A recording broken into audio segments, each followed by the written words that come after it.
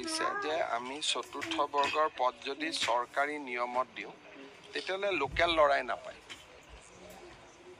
Local ল'ৰাই কিয় নাপায়? পৰীক্ষা দিব লাগে।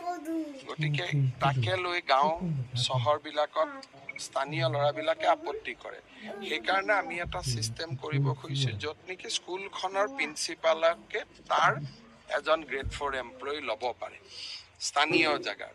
তাৰ কাৰণে এটা নীতি এটা বনাই আছোঁ, কিন্তু এইটো 26ৰ আগত নহয়, 26ৰ পিছত সেইটো ৰাখিব লাগিব। কাৰণ নহ'লে 4th গ্ৰেড এমপ্লয়ীখিনি বেলেগ জিলাৰ পৰা বেলেগ জিলাত গ'লে মানুহে বেয়া পায়। সেইকাৰণে বহুতবিলাক ৰাজ্যত আজিকালি নতুন নতুন কিছুমান নিয়ম কৰিছে। ময়ো এইবাৰ শিকি আহিছোঁ 2-3টা। কিন্তু বিধানসভা নিৰ্বাচনৰ আগত যিহেতু আমাৰ এডভাৰটাইজ হৈয়ে গ'ল, নিযুক্তিয়ে হ'ব গোটেই পোষ্টখিনি।